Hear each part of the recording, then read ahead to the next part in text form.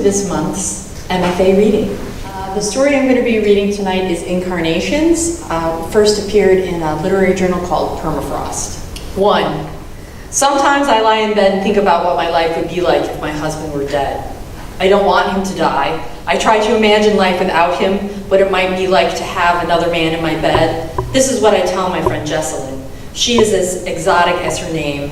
Her hair shines like golden lacquered silk. Her delicate fingers curve around her mug. She shakes her head and sips her tea. What? I say. I lean into the table, press my ribs against the polished wood. She looks at me. Her lips remind me of two worms desiccated by the sun, thin and liver-colored. She tells me that I'm morbid and I need to find something more uplifting to think about. She drinks more tea. No question about it, I say. I love my husband. I don't know what I'd do without him, actually. I lean back and look down at my dry, peeling cuticles. My stomach rumbles with gas. I squeeze my sphincter tight because I don't want any gas to escape in front of Jessalyn. She thinks my GI problems are not in my gut, but in my head. I cradle my cup of tea in my hands. I wish the cup was a bowl so I could stick my face in it and make motorboat bubbles. The truth is that both our husbands will die before us, I say, and set down the cup. Statistically speaking, that is. She sighs. That's probably true, she says, but I don't want to think about it. My hair feels greasy and Jessalyn likely thinks I need to take better care of myself. She likely thinks a lot of things about me. I hold the cup of tea to my nose and let the steam wander up my nostrils. The steam feels good. Do you think, I say, that it would be more selfish to want to die before or after your husband? I blink from the steam. I mean, if you go first, that means your husband will live longer, but it also means that he will miss you and will be alone. If he dies first, you will live longer, but then you will miss him and be alone. Which do you think would be worse? Jessalyn finishes her tea and gets up from the table. Her kitchen is lovely. I admire her taste. The house is older, but she and her husband have sunk a lot of money into expensive finishes and popular updates. The granite gleams, the chrome shines. She returns with my coat and scarf and hands them to me. It's been great seeing you, she says, her worn lips stretched into a smile. I don't mean to rush you, but I've got to pick up my kids and take them to soccer. I take my things and nod. Soccer, I say, yes. At the door, I turn and look at her. It was good to see you, I say. I mean it. There are so many things I want to tell her about my husband, but there's no time. I fling my arms around her and squeeze her shoulders. She pats my back. You should try meditation, she says, or yoga. Focus on the positive. Okay, I say, I'll try. She looks at her watch and I stumble out the door and down the steps towards my car. 2.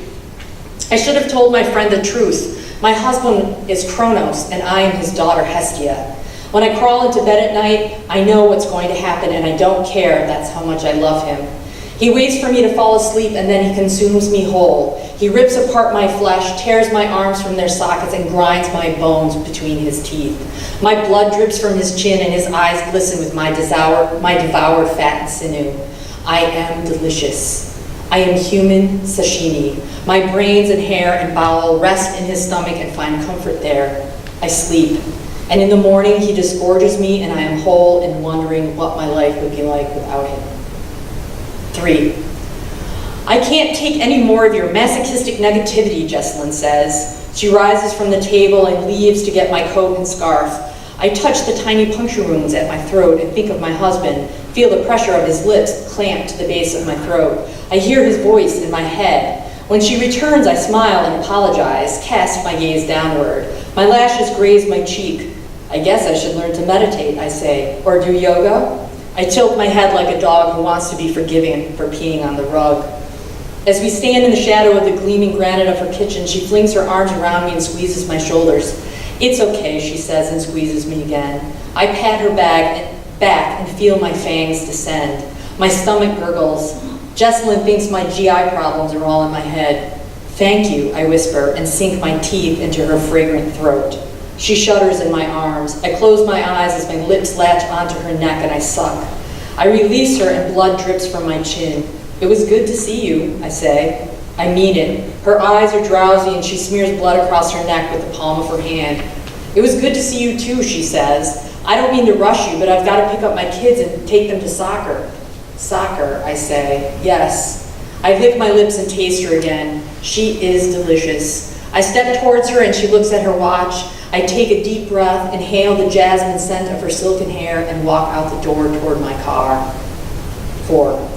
I should have told Jessalyn my husband is a hydra, a masculine gorgon, a snake-haired monster from Greek mythology. We have no mirrors in our house. The only reflection that he can look at is the one he sees in my eyes. The male hydra is rare. My husband is the only one.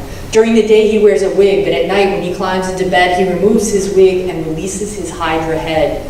His skin flushes an unnatural shade of green. The snakes uncoil themselves and hiss with their tiny red forked tongues. They slither between my breasts, the folds of my vagina. They wriggle and bite and slink. I stroke their tiny heads with my fingertips and stare into their eyes entranced. I turn to stone. My husband sets me in the corner of the bedroom. He strews the carpet with rose petals and burns incense at my feet.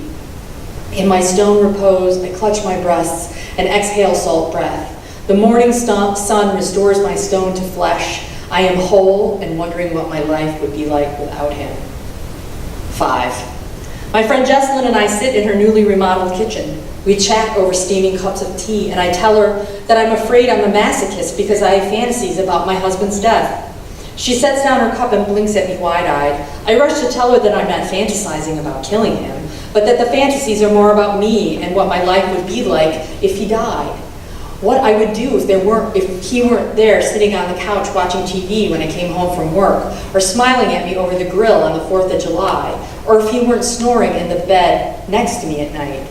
She said she'd never had a fantasy like that. She looks around her beautiful kitchen, gazing at the gleaming granite, the chrome that shines. Her hair glows like golden lacquered silk. She doesn't understand me. She says, aren't we supposed to fantasize about other men? Aren't we supposed to fantasize about winning the lottery or being famous? She sips her tea, her delicate fingers wrapped around her mug. I tell her I don't understand it either. I clutch my mug close to my face and the steam rises up my nostrils.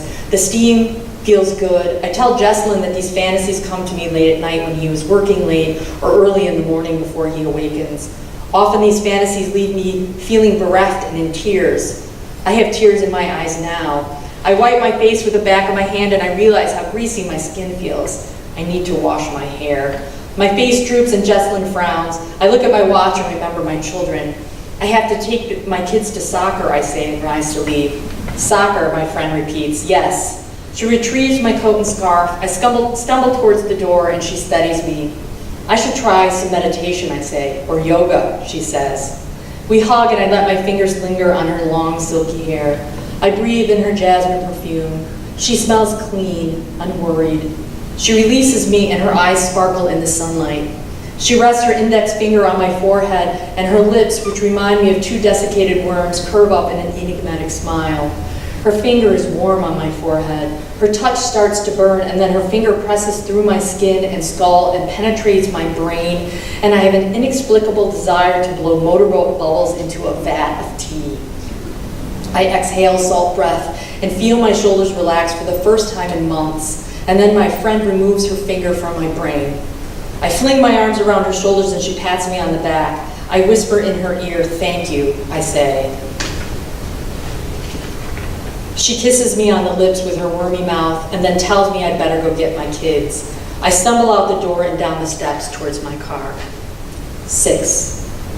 I should have told my friend that my husband howls at the moon. Once a month, when he climbs into bed, his body transforms from that of man into werewolf. This transformation is gruesome and bloody as he emerges from his human skin covered in long wolf hair. His massive jaws snap and snarl, his tongue lolls and is lathered with saliva. He rakes my body with his paws, leaving wounds like trenches. The scent of my blood sends him into a frenzy and he tears at my soft underbelly. He disembowels me with his considerable maw and I shudder against the sheets. We are delicious. My blood drips down my chin and my husband wails at the moon and I clutch my breast and exhale my salt breath. The sun rises and I pile my innards back into my open abdomen. My husband crawls back into his human skin. I trace the shape of his face with my finger and he writes his name in my blood. We come together in the morning light. I take comfort in his arms and wonder what my life would be like without him.